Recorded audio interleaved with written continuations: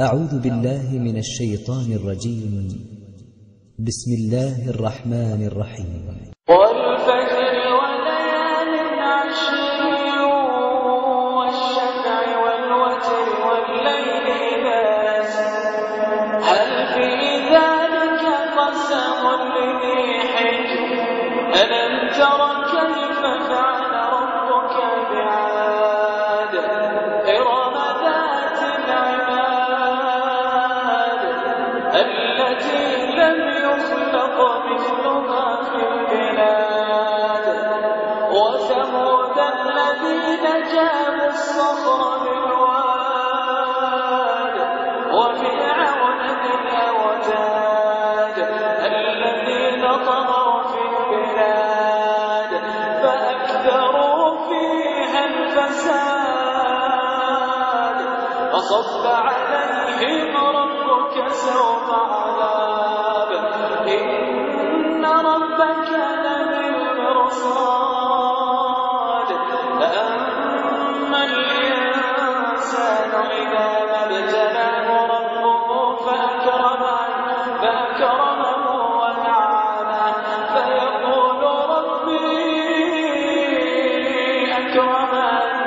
وأما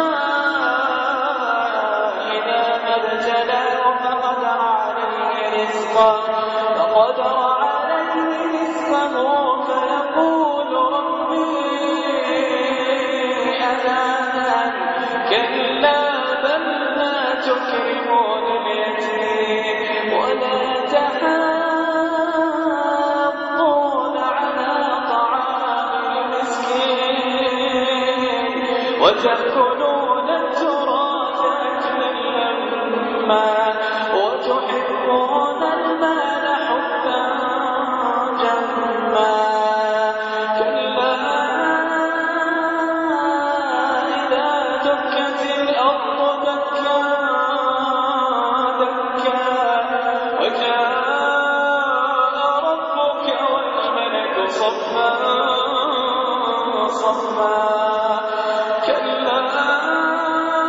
إذا دكت الأرض دكا دكا وجاء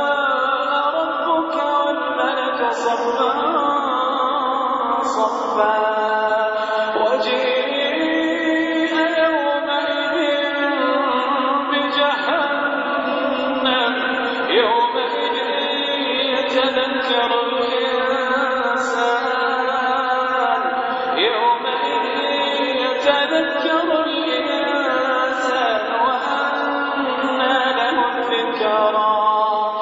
يقول يا ليتني قدمت لحياتي فيومئذ لا يعذب عذابه أحد ولا يوثق وثاقه أحد يا أيتها النفس المطمئنة